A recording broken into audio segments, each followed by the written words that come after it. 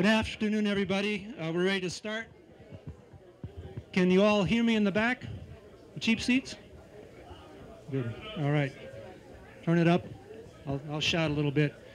All right. Well, welcome, everybody, to the annual meeting of the shareholders. Hold it closer. Okay. There we go. Welcome, everybody, to the annual meeting of the shareholders of the Mad River Glen Cooperative for 2018.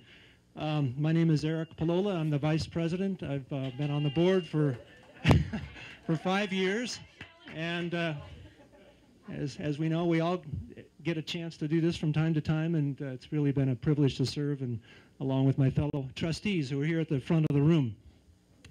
The layout of this meeting is we want to spend a half an hour or so updating on various topics, and then have plenty of time for shareholder discussion. We plan to move through this presentation fairly quickly, so if you have questions, please note them and save them for the end, for the discussion phase. And I want to start out just, kind of quick ground rules. We do this every year, but to emphasize that this is a meeting of the shareholders of the cooperative, and guests and observers are certainly welcome, but we want to make sure that the shareholders have time for the discussion. So we ask that you give the shareholders the floor during that time. We'll entertain non-shareholder comments afterwards if we have time. We hope to wrap up the meeting by 6:30, but I and I'm sure other trustees are willing to stick around and talk to folks directly if that's useful. So I'd like to start off with a little numbers game, just for fun here. And Matt, if you'll hit the first slide, see if we can advance.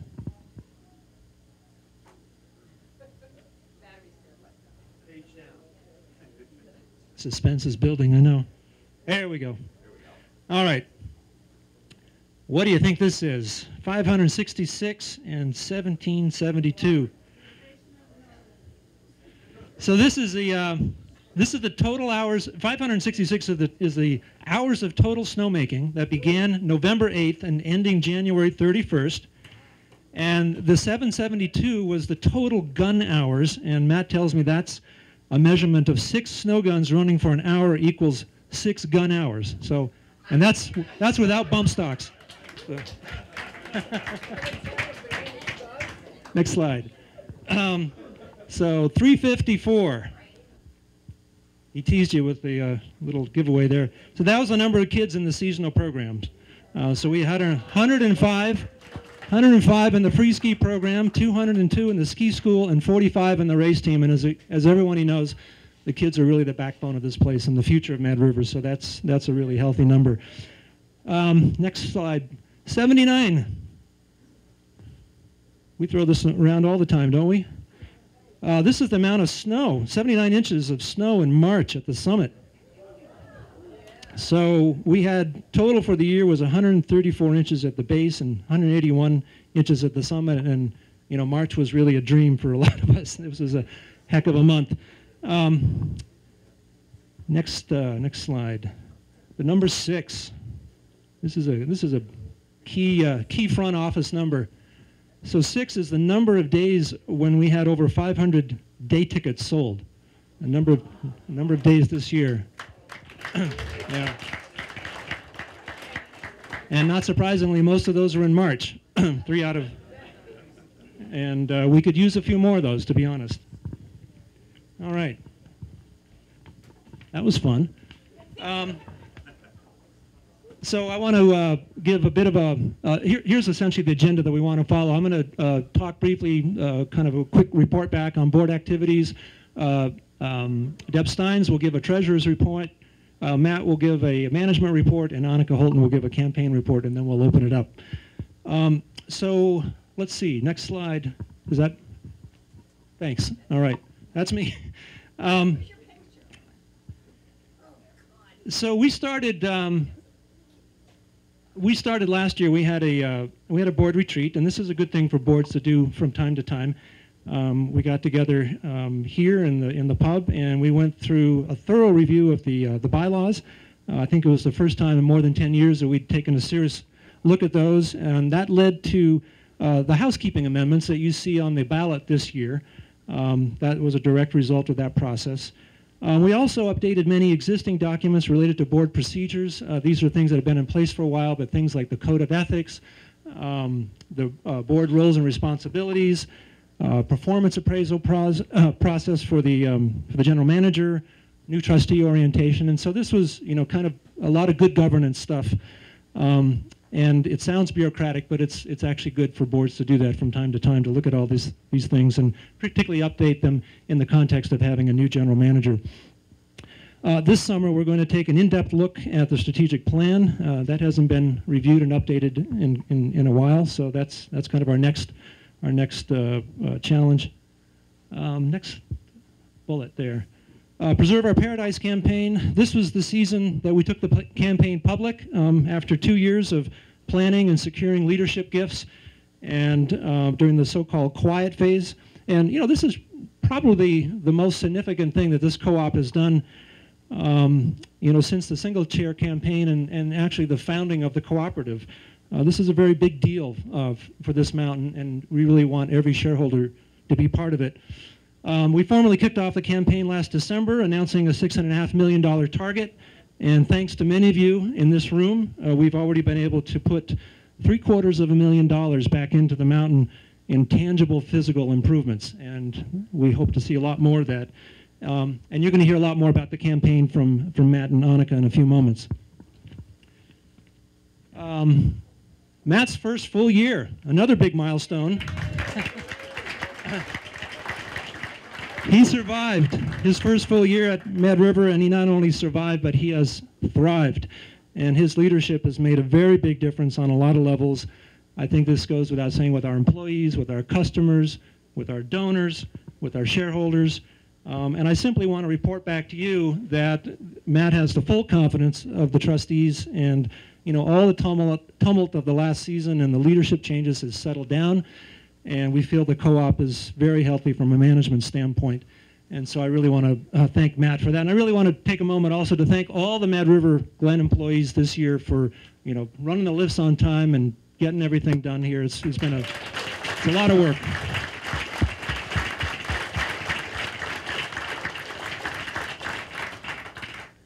All right, next.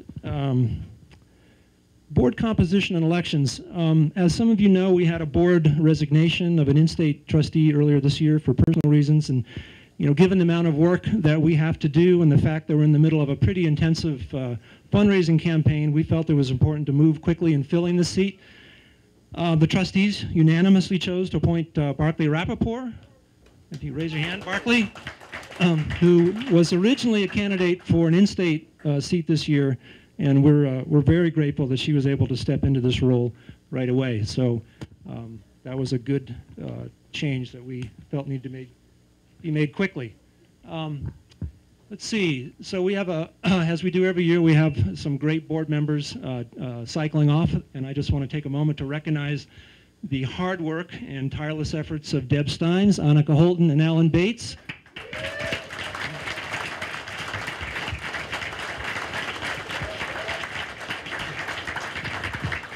And a thanks to those of you who have put your hat in the ring and have expressed willingness and interest and availability to serve. Our two in-state candidates, Lee Michael, Ron Shems, please raise your hand. Yeah. Yeah. And our out-of-state candidates, Aaron Brenner, Matt Milan, and Charlie Hauk. If you're here, please. All right. Thank you for running. This place runs on volunteer leadership and the sweat equity of all of us, and it really makes a difference to have such a good crop of quality candidates. I think at this point I'm done. I'm going to hand the microphone to Deb Steins, and she's going to give a treasurer's report. Thank you.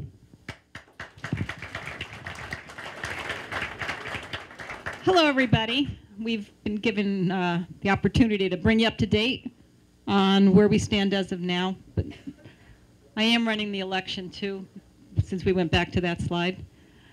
Happy campers bringing in the money. So we'll start with the year-to-date financial results, then we'll go to March year-to-date. Actually, it's March finances are year-to-date. Cash projections and source of revenue. Okay. It's not a pretty picture the last 3 years, but unfortunately it is what it is, and we're still here, and because of the campaign, we're going to keep on charging through. This year, right now, we're at a $445,000 NOI as compared to last year at $419. So we are doing better than last year, which is really, really good. You can see where we were back in 2015. I'm not that old. 2015. So we've got some ways to make up. I mean, your prayers for a good winter would go a long way. As we know what happened in March when we got the snow, it was great. Long lines and lots of cash flowing. So it's a positive. Yeah, we're all about skiing, but we really do need to make the bottom line. Between now and the end of the year, we have about a $700,000 worth of expenses that come in. So we have no more revenue coming in except, well, we do have the base box and we do have retail, but this is when we spend. So we would like to have this NOI up around $900,000 going into the summer. So that's our goal for future years. So that's where we are right now. March obviously is what did it for us, 79 inches of snow, and you can still see it out there, which is a great thing for finances. Along with that, though, we had a lot of people using their MAD cards, so that's a plus and a minus. It doesn't bring in any more cash, but it's good for everybody using MAD cards, and it makes them come back, and it makes them buy MAD cards again, or converts them to pass holders. So it's a positive for us going to the end of the year to have a good strong usage for the MAD cards. So we had $155,000 worth of MAD cards used this month, and this is the historical breakage. Breakage means the MAD cards that have not been converted to actual skier days, and basically we run at about 24%. And a lot of people buy the MAD cards so their children can ski. You know, and some people buy MAD cards and unfortunately don't get to use them. 2016 was an anomaly because we closed early. We had a really bad year. So that's pretty much, that will convert over into the income statement towards the end of the year. Cash projections. Right now we're sitting on $303,000 in cash, which should be a lot higher. Line of credit, last year we had to go into it for $425,000. This year we're projecting about $350,000, but we're eating away at it. We're even with the bad year, we're eating away at that, and we're going to get it down to where we're zero. One good year, and we'll back on our feet, and with good leadership and good smart decisions over the season, we're gonna get rid of that. We're all confident that that's going to happen in working with Matt. And then this is a pie chart, shows you our sources of revenue. You know, I mean, I think it's interesting to know, yes, we know we're skiing, and we have our passes and our day tickets, but base box is 20% of our revenue, and retail is 10% of our revenue. And you guys can spend money in the store and in the base box all year long. So remember that, because that helps us a lot. We are not just about skiing anymore. We do have other sources of income, and we look at all of you to drink more beer. That's right. I think we do a good job of it, but remember, you can do that all year long. So I thought that was interesting. And I think I would like to thank the members of the Finance Committee. We get together, not quite every month, but if there's something going on, we get together and review our monthly financials. We review our cash flow position every month. Next month we'll be moving into the budgeting. So for May and June we'll be doing a budget review with Matt, and we report to the board on our impressions on where we're headed, on whether the budget should be approved or changed or whatever. So this is a group that does it. Pretty much a lot of us have been on it for, I think for me it's 18 years. So yeah, you really know what's going on when you stay on the Finance Committee. So it's a good group of people. We're always looking for, not only for Finance Committee members, but Facilities Committee and whatever other committees. Election Committee, which is what we're doing today. So anyway, that's it for me. Thank you very much. turn it over to our wonderful GM. Thank you very much, Deb. Thank you, everybody, and thanks for coming out. I was a little worried today when the crowds weren't exactly what I thought, that we wouldn't have a good turnout for the annual meeting, but sure enough, everybody came out, and thanks for being here. As Eric mentioned, I've completed my first full year, and it's been a whirlwind at that, so it's been really gratifying and pleasing and challenging all at the same time, and I just want to say thanks for being so welcoming. From when I was standing up here 1 year ago, I vaguely remember that meeting. That was definitely a crazy time, but it's been good to be here and really feeling settled in. It's been great working with staff and the board and all of you as shareholders and our guests. So I'm going to just dive right into it, and really the first thing I wanted to talk about is our season. You know, we came into the fall with some changes in our pricing and the way we were looking at things, and we had a good sales season. Our season's past sales were up 4% over last year, and that's coming off a relatively challenging year. Our MAD cards were down in volume slightly, but up in revenue, which was really good to see. So people came into the season thinking we're going to have a really good year, and it started off really strong. We actually got open on December 15th on relatively minimal snow, but we pulled it off in a hurry, and that was great. Unfortunately, we're coming into the Christmas week going, we got snow, we're 100% open, we're just going to crush it this Christmas week. And unfortunately, it got cold. And not just cold, but really cold. And that hurt. When it's -10, -20 without the wind, it's just hard for your average holiday skier to come on up to the hill. And you know, we actually forged through more than most. Our kids' programs ran, which was great to see. There's some other areas in Vermont that we're just calling it quits, but our kids know how to get out there and have fun. And unfortunately, January 12th hit about 2 days before Martin Luther King weekend, and we went from -20 on a Sunday to 65, I think. We hit by Wednesday, and lots of rain, and we melted out from there. And that pattern kind of stuck. We suffered through MLK. We got back in time for President's Week, and then it melted out again right after that Monday, and we were back to the practice slope by the end of President's Week. And then, thank goodness, March hit. So that, you know, that up and down is something we're definitely looking at as kind of the, unfortunately, more of a norm. Hopefully not to the extremes we saw it this year, but it's definitely how we're approaching our seasons going forward, because I think that's certainly a reality. So this slide right here, you're looking at our days of operation and our snowfall. So one of the things that I'm most proud of, because I came into the Green and Gold weekend and to my staff and said, we need to make an effort to be a ski area, to be skiing, to be open and give the best product we can. And we operated for 105 days this season on only 183 inches of snow. So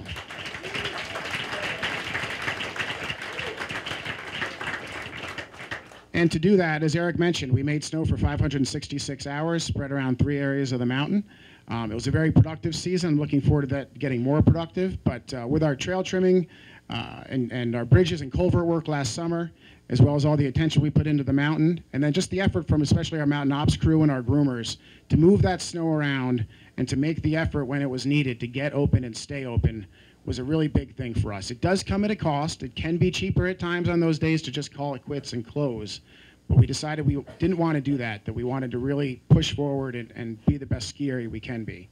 And I'm really proud of that, and it's something we're definitely going to continue to look forward and not get out of hand with it, but definitely make that effort and be rest assured, as you know, as long as we're charging ahead, that you'll see that coming out of the management.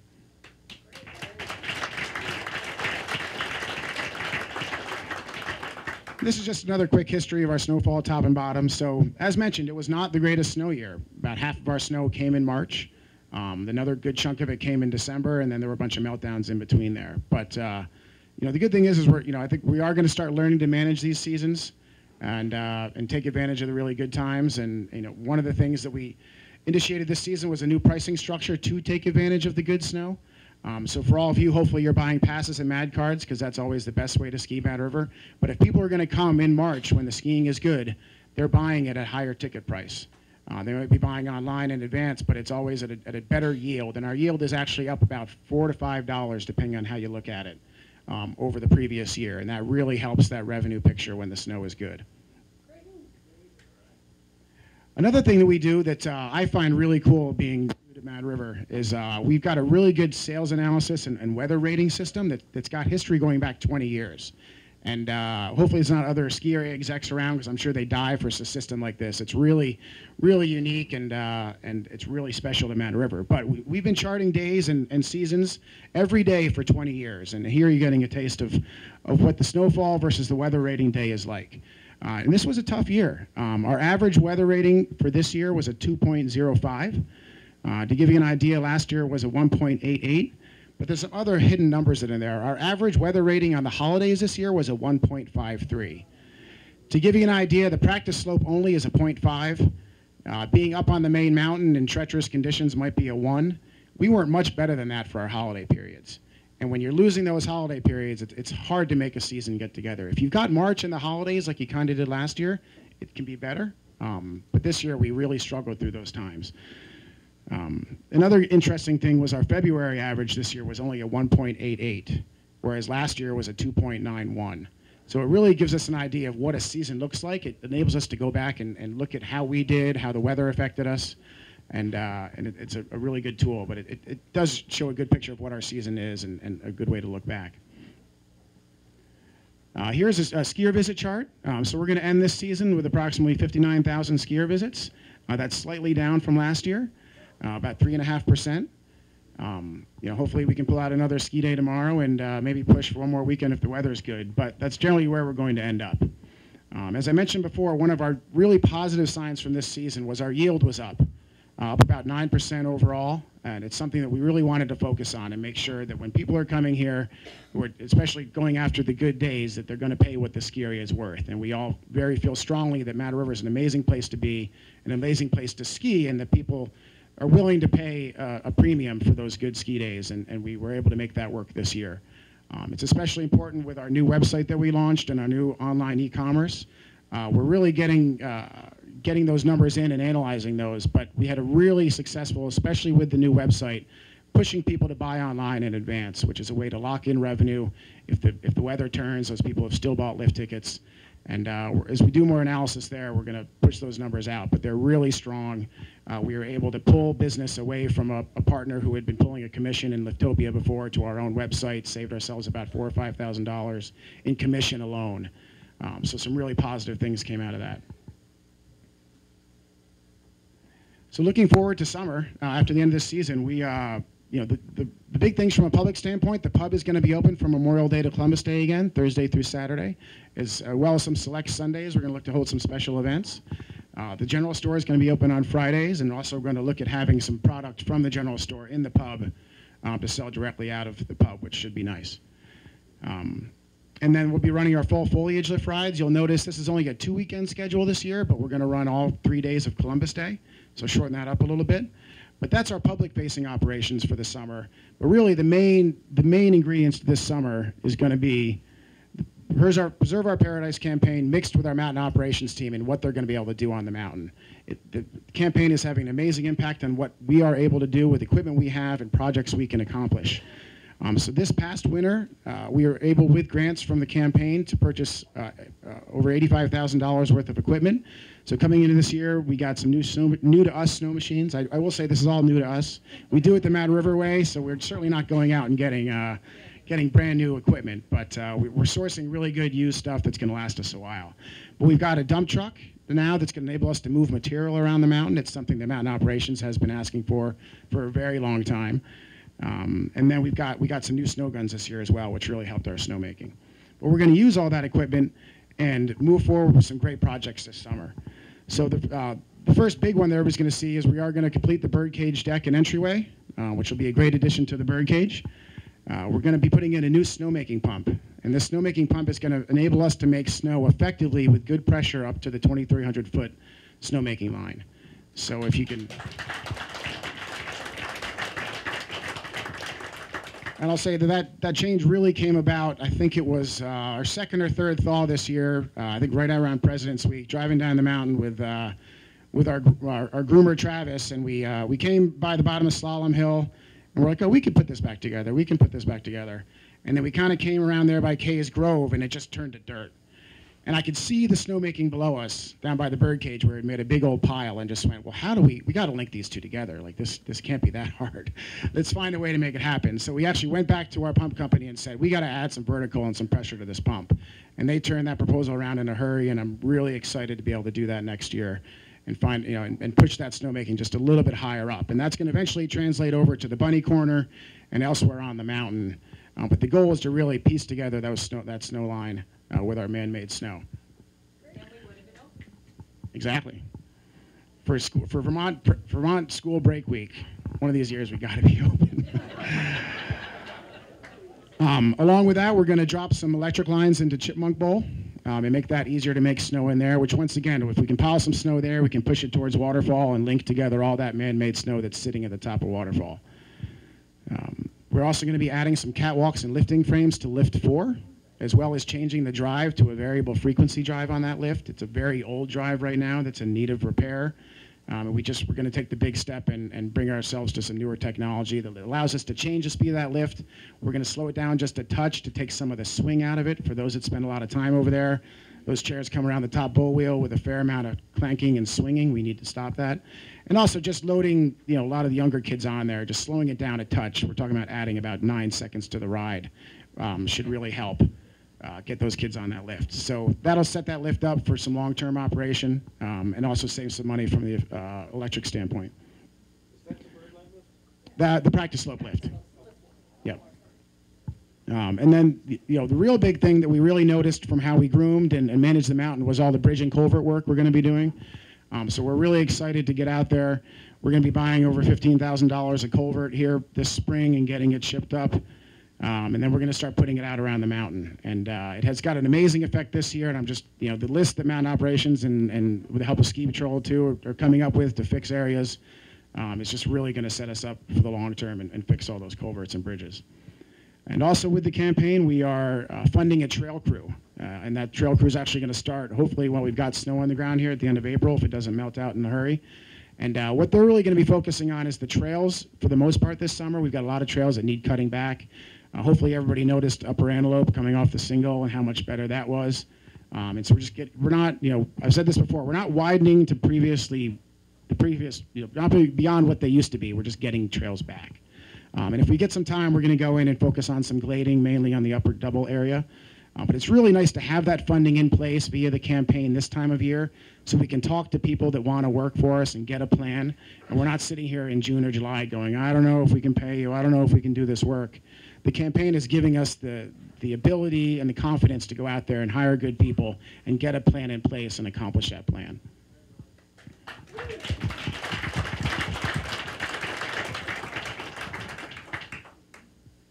And then other projects we're working on, well, not a project per se, but we're going to be buying one more snow gun. It very well could be the big yellow gun you see up by the double that was a demo. We're kind of negotiating with them right now, but if not, we're moving ever closer to having 6 up-to-date working snow guns. And if we have that with our new pump and our pressure, we can really do some damage on the snowmaking front. And then finally, just potentially going to be working on some roads around the base area. We're going to evaluate those as we come out of this season and come out of mud season and see where we can work there. But between having an excavator and now a dump truck, we can do some of our own work and get that accomplished. But overall, that's going to be over $375,000 invested in the mountain this summer via the campaign, which is a really great number to be proud of. It's an amazing number, an ability for us to do the work on the mountain. So thanks to all the donors in the campaign and all the hard work there.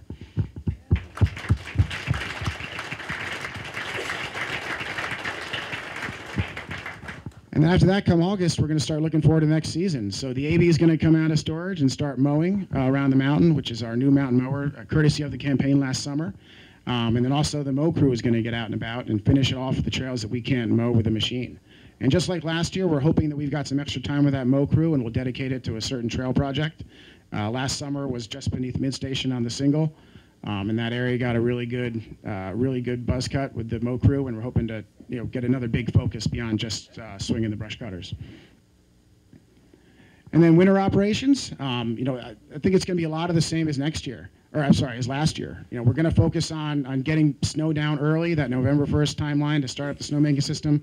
If it's cold, is out there, and what we're going to shoot for.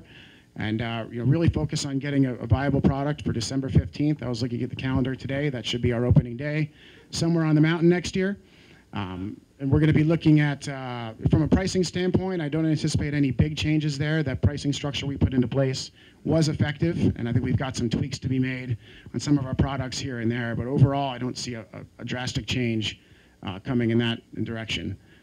And then Otherwise, just looking at other creative ways to run the mountain and do our operations. I think people certainly noticed midweek we had some days running the double only or the single only based on snow conditions and weather, and I think that worked well. So it's really good to have a staff that understands, the need to be flexible and the need to change according to the weather and what we have going on. So just really looking at fine-tuning that and moving that into the future. Outside of that, I want to thank all the staff here at Mad River. They've been a pleasure to work with. They've been incredibly welcoming. It's been a lot of fun so far. I'm looking at a lot of great years ahead. All of you as shareholders, the Preserve Our Paradise volunteers have been fantastic to work with. I love getting calls and answering questions or helping out where I can. The Finance Committee, Facilities Committee, and of course the board for helping bring me on. And it's just been a great year. Thank you, everybody, and looking forward to many more. And with that, I'll bring up Annika.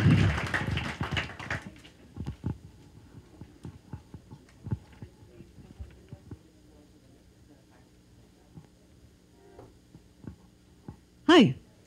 This worked. I'm close enough. I'm Annika. This is my last year as a trustee. I've been on the board now for 6 years, so sort of bittersweet to be standing up here at my last annual meeting, but I've got a lot of good news to share with you. I'm going to talk to you about the capital campaign. I'm the co-chair on the capital campaign with Eric Palola, and as he mentioned, we launched this campaign in December. So what I will do is give you an idea of what's our progress to date and what you can expect moving forward. Next slide.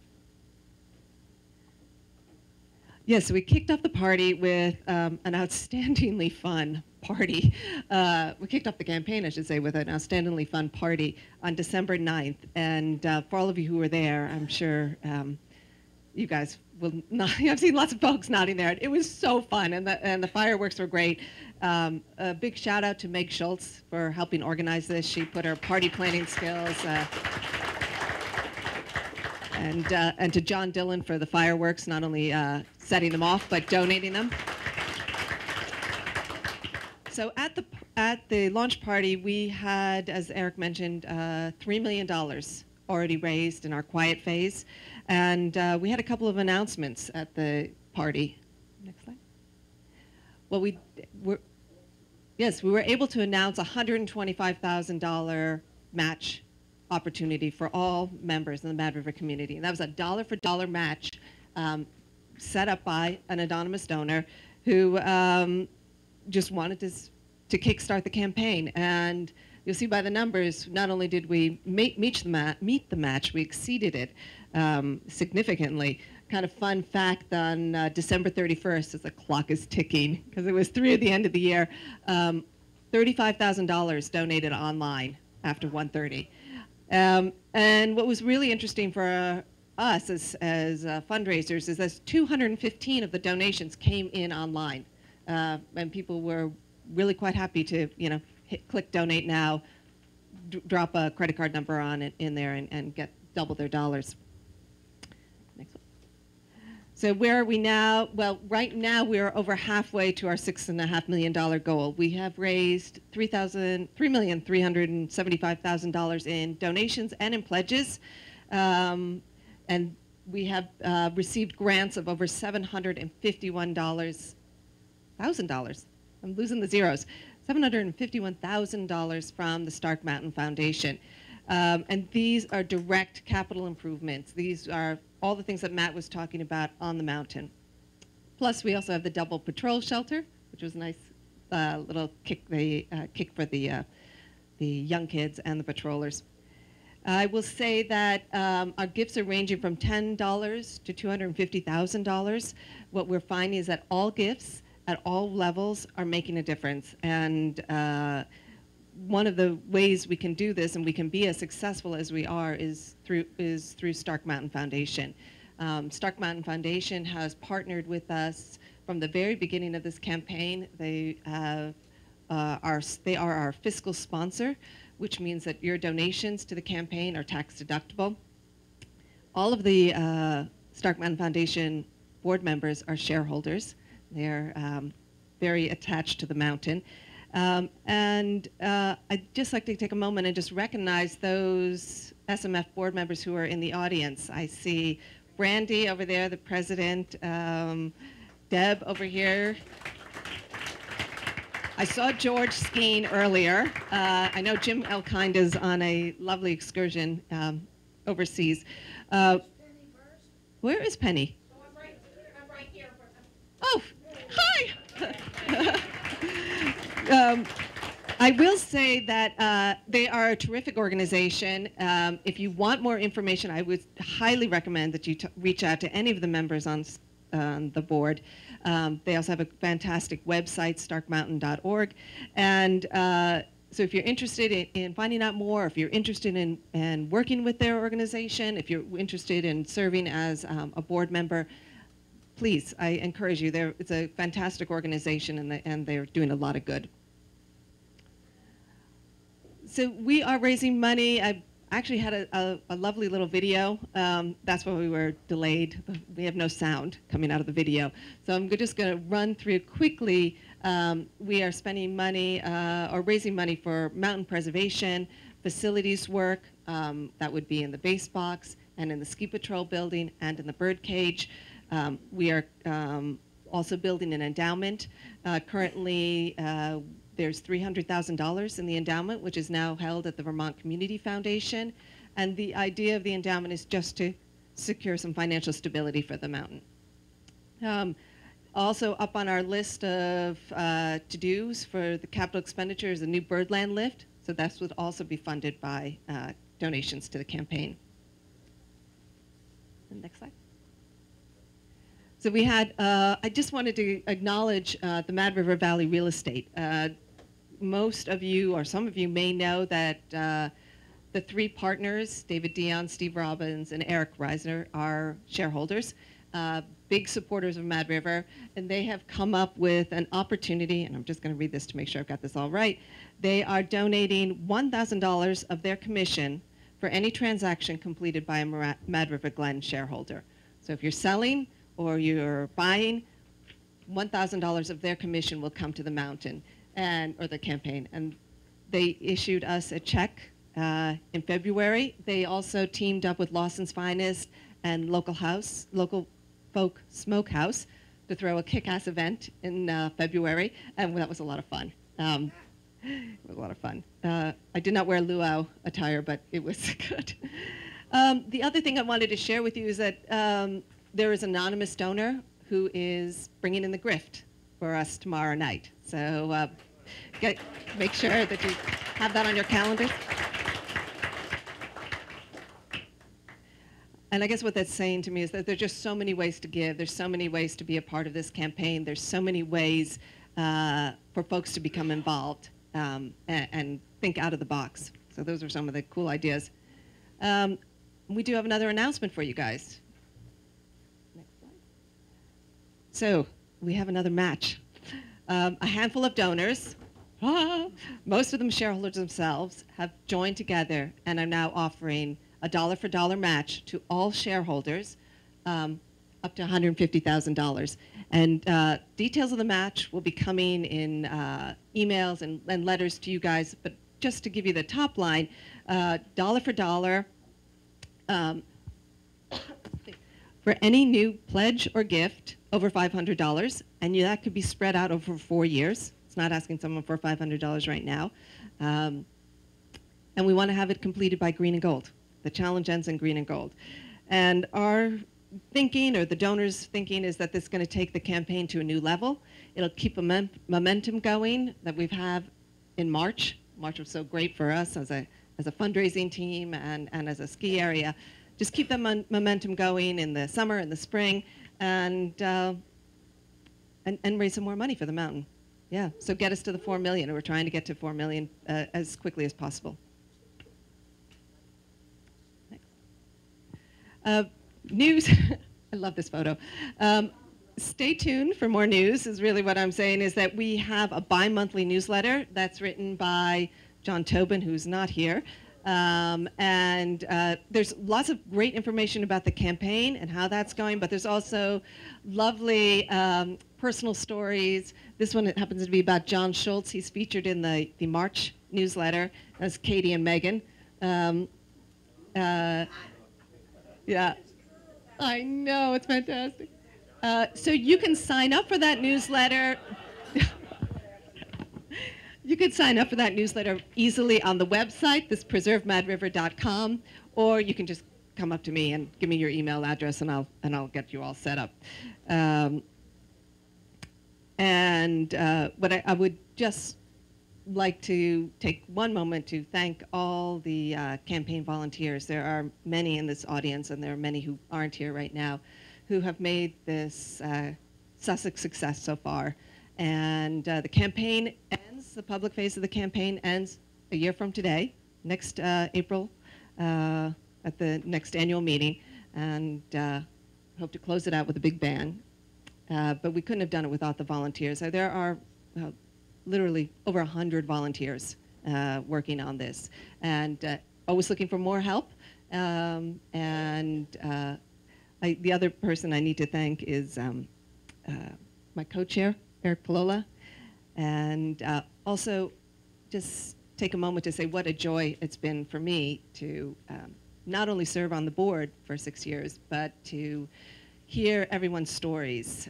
It has been a really remarkable ride, and every day I'm just touched by and humbled by folks' generosity and the love that people have for the community. So thank you.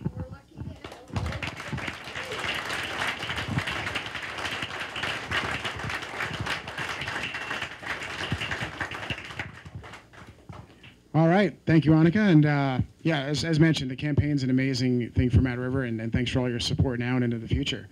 From there, we're just going to go ahead and open the floor to comments, questions, and discussion. So we'll probably pass the mic around, and then I'll either yell or get the mic back, or whoever answers the question. Carol. Well, I'll kneel on the until I fall over. Anyway, so I'm Carol Pierce, and I'm here to update you on the John Harvey here on the Paul Berzazzi Ski School Scholarship Fund.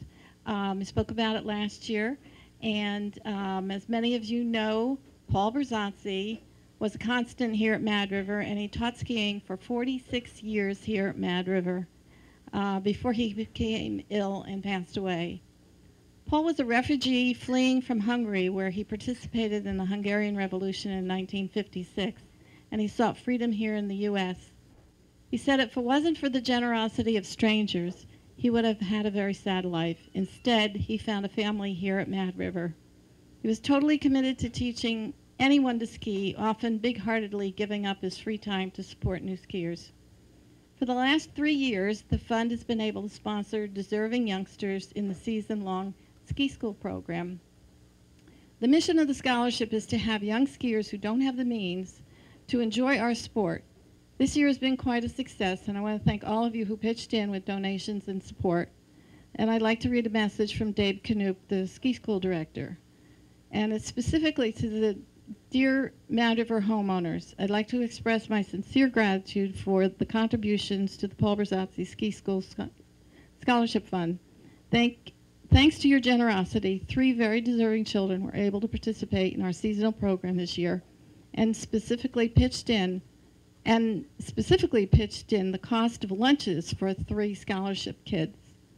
Not only did your help enable 3 kids to enjoy Mad River who otherwise could not, you're helping to keep alive the memory of our friend Paul, who was a much-loved member of the Mad River community. Your support is greatly appreciated, and that's to the homeowners who really stepped up and supported a kid for this year. So we had 3 kids this year, 3 years going, I personally would like to say not only did these children enjoy the skiing and the camaraderie of Mad River Glen, we as co-op members really need our local children of employees, etc., as they become part of the Mad River community, and they're going to be our future, and hopefully they'll be part of the co-op. With that said, we hope that to have this program go on, and we always welcome any funds, large or small, to continue this program. It's a quiet little program, but 3 kids this year got to ski and love Mad River, and you know, we talk about the kids and the Youth and Development Foundation, and this is just another way for us to reach out to the slightly broader community of the Mad River Valley. So if you wish to contribute, please let me or Eric Friedman, and we'll happily accept any funds, large or small. And thank you for everyone who gave any extra small pieces of money, which is just great. It helps with the lunches, etc. So thank you, and we will have ongoing program next year. Thank you. Thank you, Carol.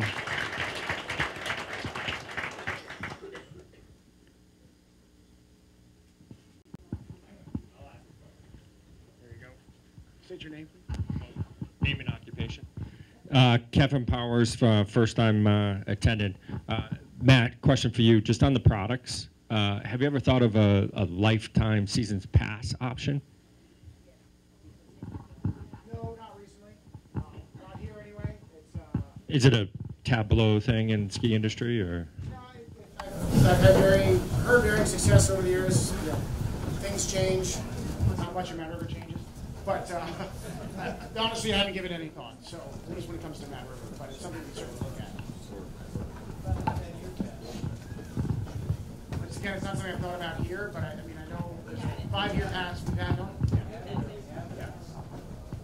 Yeah, but right now the focus is mainly on the campaign and what they can do for us. I think a 10-year pass can do kind of the same thing, but we also very much rely on annual income from our pass holders and our NAG fund holders to get us up and going. So I'm not sure it'll work, but it's worth investigating. Hello, Josh Tower. I looked at the trail map. I don't know if most shareholders probably never look at the trail map, but I was surprised to find that there's 52 trails now. We used to have 33, and we had the exact same trail system. I'm a little bit worried about a slippery slope that's going on. We now have glades appearing on the trail map, and I don't really want this to become like Jay Peak, where all the glades are on the trail map. We now have donkey on the trail map. I don't know if anybody's noticed that. It's always been there for 70 years, but it's never been on the trail map. So I'm just a little bit concerned about this. I really don't want all the glades going on the trail map. Is the rat going to go next? We also have upper waterfall and lower waterfall now.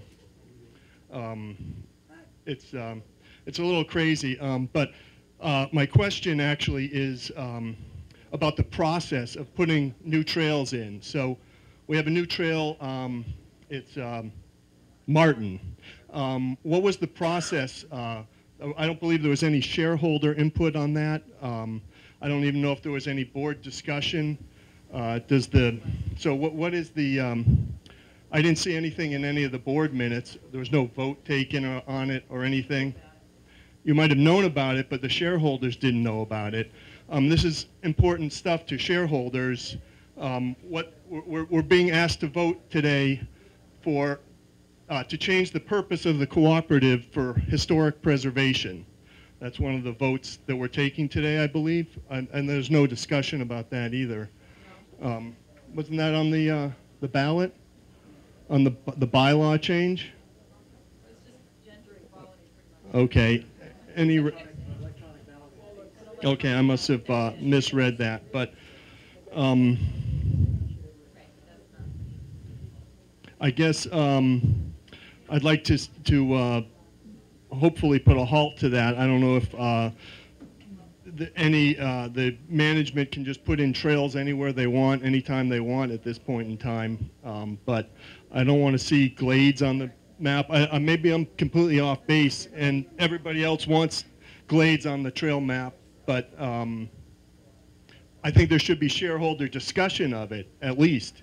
And maybe I'm totally wrong, and if so, that's great. If shareholders want that, then we should have that. But I don't really like seeing it happen with no shareholder input. Thank you. Thank you. I guess just a quick response from the management side. Yes, we did change the trail map and add, I'd say, trail sections. There weren't a lot of, we didn't add 10 more trails. But a lot of it comes from, for instance, your waterfall example. If we say on the snow report waterfall is open, but half of it is closed, for the people that don't know Man River, it's a very confusing process. And that was happening all over the mountain.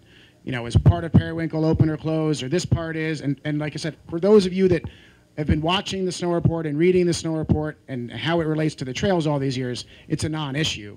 But we also need to get people here that need to understand what we're doing from a snow reporting standpoint and understand what's open and closed. So that's the main reason for the addition of a lot of those trail sections. And the same thing with adding kind of difficulty in sections, because there are people that come here that have never been here, and they just, you know, they're going to end up somewhere where they shouldn't be, and then we got to get them out. So that's a lot of it. So on the glading front, just real quick, there were a couple of trail glades added, the Martin being one of them. I mean, that one was a real discussion among management anyway, that, you know, Lower Antelope's an interesting trail that a lot of people get lost on. The addition of the Martin is a great way to get back, and to have something like that and not tell people who aren't, you know, who don't know the mountain really well, just didn't seem right. I mean, we need to be welcoming. We need people to be able to at least look at our trail map and know that we've got glade skiing. They might hear about it, but people look at trail maps, especially ones who are just looking at mountains to come to. And if you look at Mad River's trail map, you know, before this year or even now, it doesn't show a ton of glades compared to what we have. No, I don't want to put every glade on the map. We're certainly not going there, but we do need to market ourselves, because that's a huge part of what people are looking for in a ski experience. We have it in spades. We just have to give them a taste on the trail map so they come here first and then get a sense of it going forward.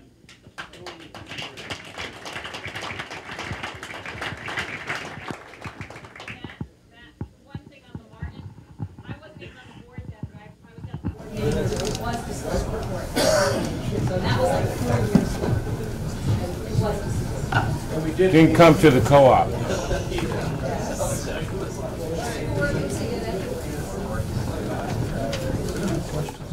Yeah, and I just I wanted to quickly follow up, Josh, on your other point about the bylaws. And I just want to be really clear. I mean, for those who have not yet voted, I mean, the bylaw changes are really quite narrow and specific, and they have to do with gender neutrality, with the opportunity to move towards electronic balloting, and also to correct an issue that's come up over time, which is that oftentimes we have trouble having enough board members to chair the different committees, and this basically allows us to take advantage of the horsepower that's in this room, past trustees and other people that have been the mountain, to help us do the work of the organization. So it's not a, I want to make sure it's not a wholesale, you know, overhaul of the bylaws. It's the very, very limited questions that we're trying to deal with, as it came out of a board process last fall, as I mentioned before. So I just wanted to make sure we're clear about that.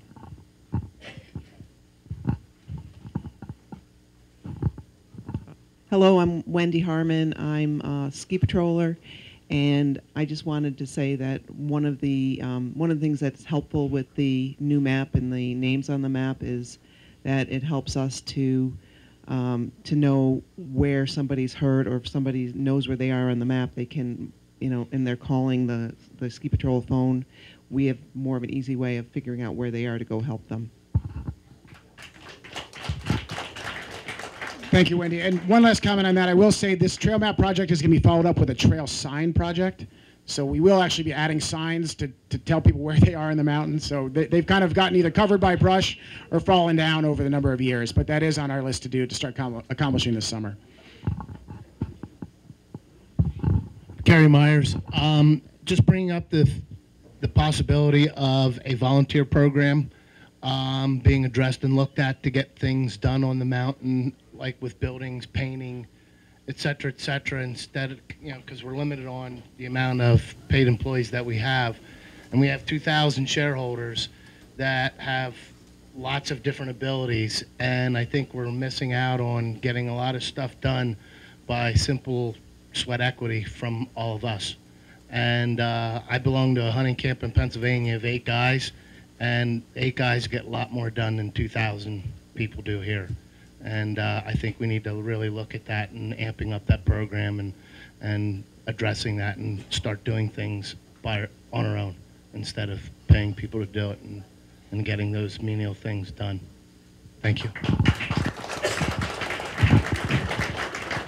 Thank you, Kerry. Just quickly from the management side, that's definitely something that we will be launching this summer. I think it's going to probably start on the trail cleanup side of things, and we've got a lot of slash and stuff that we're going to cut down that we need to be moved, and many hands make light work in that regard.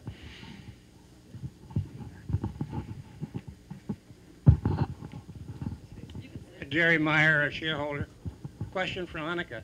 I know you're stepping down from the board, your term limited, but are you stepping down from the campaign? No. Good.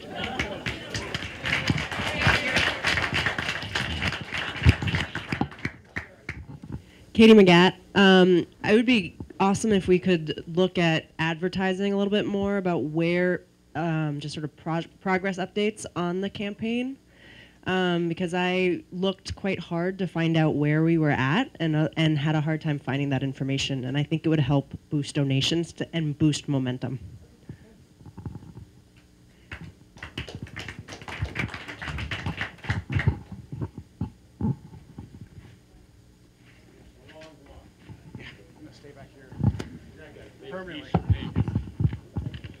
Hey, my name's Ben Bridgewater.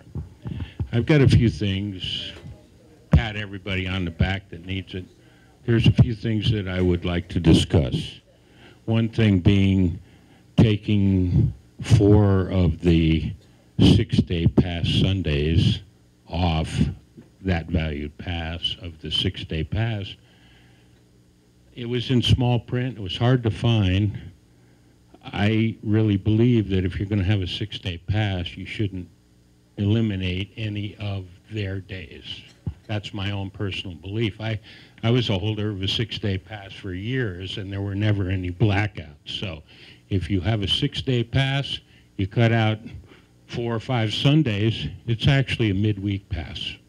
And so I would hope that the board and management would go back to not blacking out any days on the 6-day pass.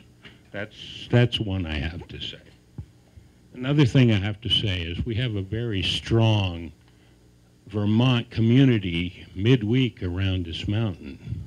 And so when we cut down days of their week and don't honor a weekend day to fill, I mean, of course, we have our last weekend, we honor all passes, but it seems like that our midweek people at the end of the year don't get a fair shake. They put their money up front, the mountain closes down. I understand that we have to deal with weather and all that, but maybe we could open an hour later like we used to, you know, when it's frozen in the morning, you know, a little more of that imaginative management, which you're doing great, Matt. Thank you very much. But there's also another thing that came up recently to me, and we don't have skier royalty here. Our employees are just as important here as our big donors are, and they're our big asset. So I'm hoping that, you know, we don't have, you know, strong arm plays around here. We do, I want to reiterate, we do need to do a better job of promoting our events. I have people in town going, is your mountain open? What's going on this weekend? It's not in the local radio stations. It's barely in the local papers. So I'm wondering, you know, where our advertising money is really going. Another thing that's come over the last few years, which many of my friends have said to me, is I buy a MAD card in good faith. I can't get up there, or I come up in midweek and it's closed. Can't be there on the weekend. And all of a sudden I've put this money out and it's useless. But we count it as money that we made. So I have a proposal that maybe we could use that, you know, because we have fish fries and opportunities. If you haven't used your MAD card, maybe there's some way that they can use it in the bar or in the shop all the way until September, like we do for September Fest, your MAD dollars or something. Maybe you could prorate it as a MAD dollar rebate and they could come up and use it all summer. Or I know a lot of people that aren't going to buy them anymore just because I used one, I couldn't use the other two, and I couldn't get my money back for it. So I'm hoping that there's a way that we can, if people have spent money up front, that we can honor that at the end. Those are my comments.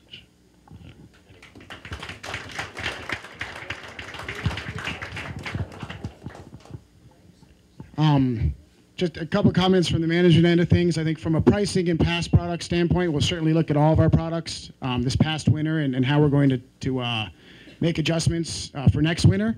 And 6-day pass is certainly one of those ones we're going to look at. I can't say where we're going to land now. It was a vibrant discussion at the board level and the finance committee last summer on that one. And I will say that the move that we made accomplished some of our goals and didn't accomplish other ones. So it's something we need to look at.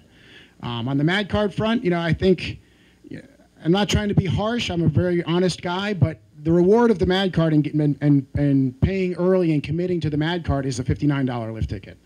And, if people don't want to take that chance, that's certainly up to them. But when it snows, the lift ticket price is more than that. And so I think that's a personal choice people need to make. The MAD card's a very popular product.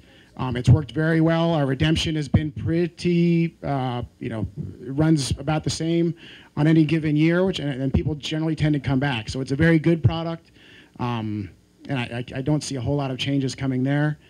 And I forget the other point. Midweek pass-wise, I think, once again, a fairly honest person, it's a tough call. Do you stretch it really hard to be open on a midweek day in January, which we did this year? For those people that are very loyal to the mountain and that are here midweek, I think you see the financials of that decision. It's a hard one. And we'd certainly sit there in the office and go, we would be far better off closing the past 2 days, but we didn't. And it's a very hard decision to make. It's one that's very fluid. And I think people, our memories are short sometimes. Tuesday was a tough call. Had I known what Tuesday would have been on Monday, it would have been a different call, but it wasn't. Well, if you're going to get people here, you need to tell them at least a little bit ahead of time, staff and guests, whether or not you're going to be open. So there has to be.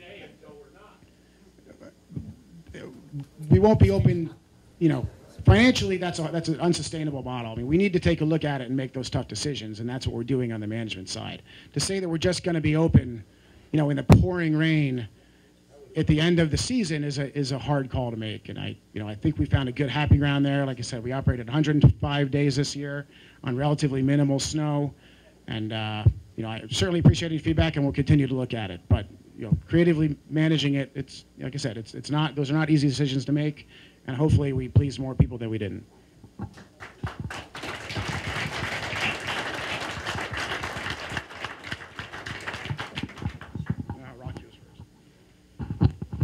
Rocky Blyer, board member, or former board member, ski patroller, base box employee. Section 4.3, nomination. The board shall endeavor to ensure the number of candidates sufficiently exceed the number of positions to be filled as to present a meaningful choice for owners. Thank you, Deb Steins, for this year giving us that choice on the ballot. However, while you were away on vacation and unreachable, the board decided to ignore this, take one of the candidates out of the running, and I'm all for Barkley being on the board. This isn't about personalities. This is about the process. We once again do not have a choice on the ballot, and I want to know what precipitated this to the point where the board felt it was necessary to ignore the bylaw. It's very clear. I've made a lot of noise about this over the years. What is the justification for removing a candidate so we have no choice? What is the crisis? Please explain in detail. Thank you.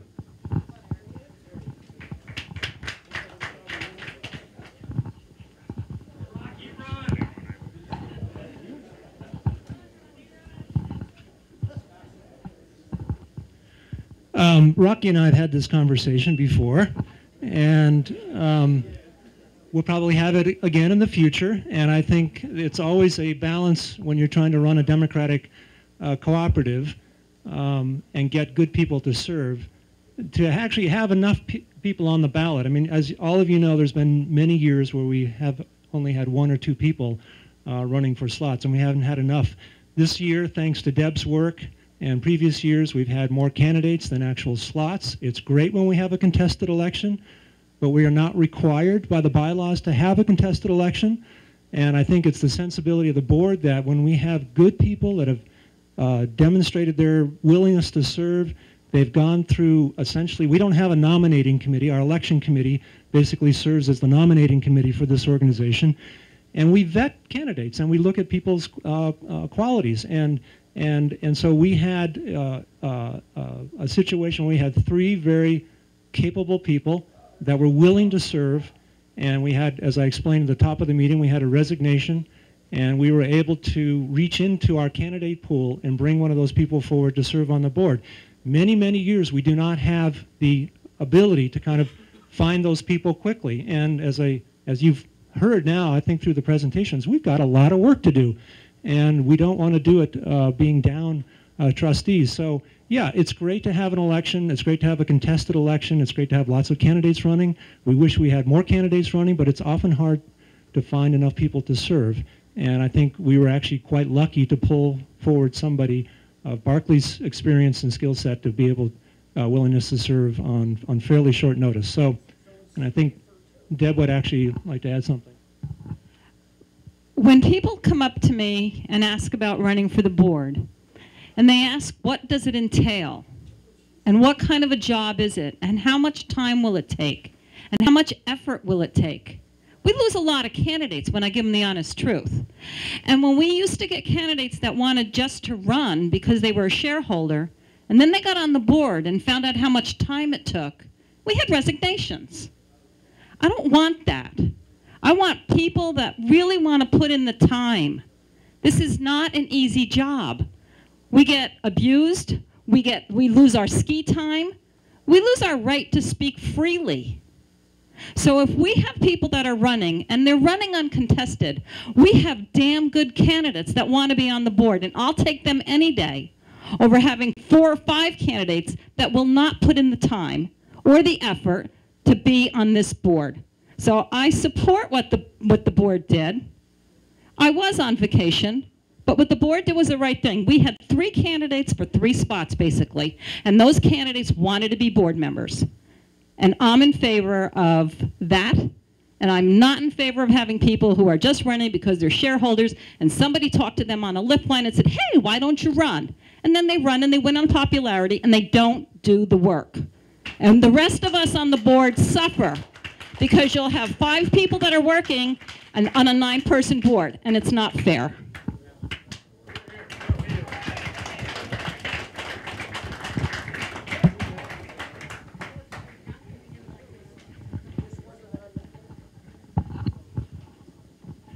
I'm Brian Cridland. I've been hanging around here for about 67 years. One thing I run into, I live about 50 miles west of Saratoga, and the people we run into for years, the great campaign, it was a great campaign. Mad River Glen, ski it if you can. So I mentioned I ski at Mad River Glen, and they go, oh, no, not me. Can't do it. And they're good skiers. They ski, average skiers, and it's to a point where nobody realizes that you do a little grooming, that they are capable as an intermediate skier of skiing at Mad River Glen, and we're losing a lot of customers. You got to change things a little bit so it's Mad River Glen. You can ski it.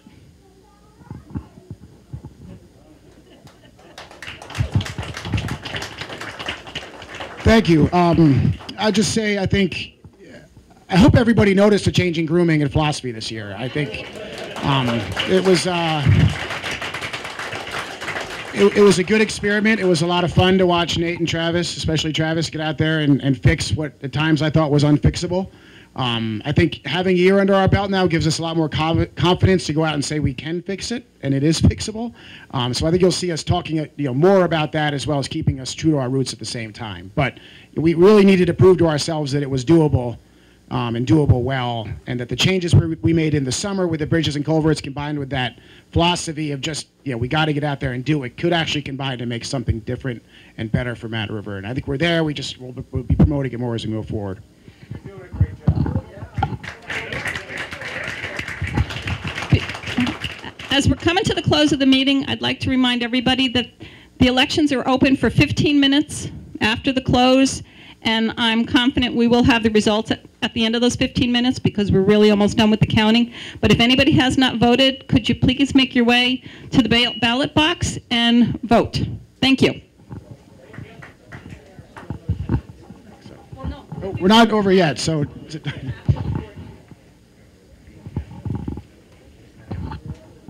Hi, my name is Scott Beavers. I'm a shareholder. So I want to thank everybody for obviously the endless hours of hard work everyone's made. It's been great to hear about the incredible campaign and success thus far and clear path forward I think the campaign has. It's been great to hear about the forward thinking in the mountain ops and the projects for the summer coming up, the change in grooming, the tweaking to the ticket pricing, which sounds like it was a success. So I'd love to hear a little bit about kind of the marketing side of things, and which is kind of the one piece I don't think we've heard about yet. Love to hear about some of the kind of fresh, creative ideas that have been implemented this past year or plans moving forward for the marketing side. And if you were able to talk about some of the things you implemented that have been successful and how you measured those things this past year.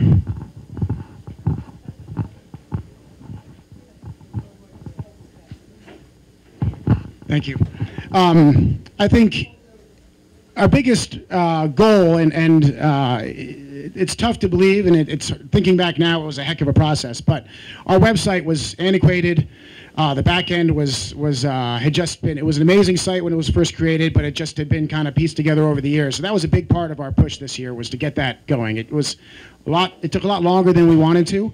And our goal this year was to combine that with our new ticketing philosophy and pricing structure and the buying online of the e-commerce. We had also bought a new e-commerce platform and installed it this past fall. And so piecing all those things together took a ton of marketing and admin time. And working together to get it done. It was certainly not the process we thought it would be when we started. We changed midstreams in October with our web designer, which was just a needed thing that we needed to do. And so that was where a lot of our evaluating how the marketing and those processes did is going to come this summer. I'll be honest, March was an awesome month to be out and an awesome month for business. It wasn't so great for analyzing things as we get towards the end of the year. So it's been super hectic, and we're looking forward to a little bit of downtime to start evaluating those things. I will say, somewhat in defense of marketing and specifically Eric Freeman, he works with a paltry marketing budget. Our budget isn't huge when it comes to ski area standards to begin with, but we put a lot into other things other than directly marketing. So the amount of press that he's able to get and the amount of places we're able to be, especially down country, is truly amazing with the amount of money that we spend. And we're looking to kind of change up and how we can alter those things for next year. It's certainly going to be a focus of ours. And looking at how we do events and when we do them, and we haven't had a Triple Crown in a couple of years. How to make that actually happen are a lot of our discussions. As well as combining with, we had a couple race events this year that were tremendously beneficial to us on really slow days. But to do that, we had to make snow first. And a lot of those pieces are coming together, and we're looking forward to really putting that into a coherent package. And a lot of the summer is going to be spent around doing that. So it's not exactly probably the answer you're looking for, but that's where we've been. Like I said, a ton of our focus. Maintaining 2 websites, hoping the new one's going to launch all summer or all winter. Was a tireless process and one that was filled with immense frustration. But we're really happy with the product now and looking forward to moving forward with it.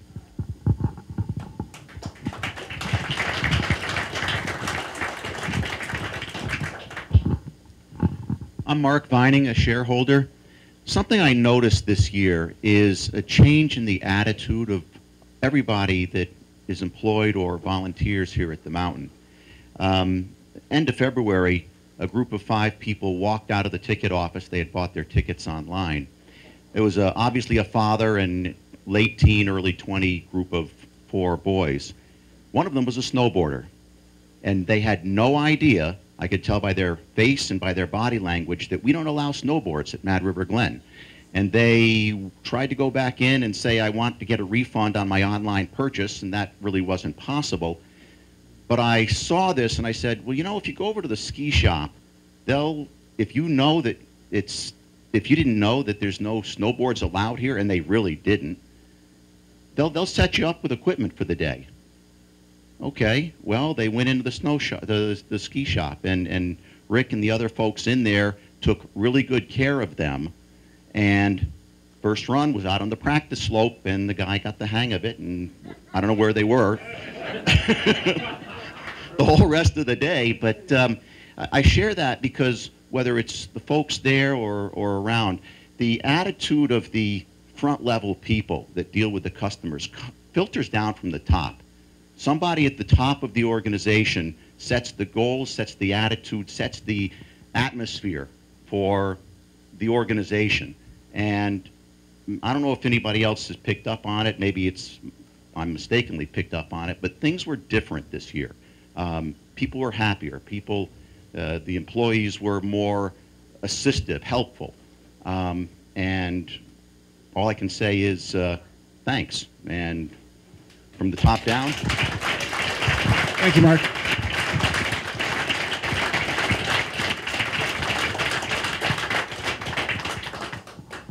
Thanks, Mark. And yeah, it's been a pleasure to work with the staff, and I'm really proud of where we've come this year, and you know, continuing to have that attitude and work with our customers and our guests is of utmost importance, and just looking forward to many more years of the same, and if not better.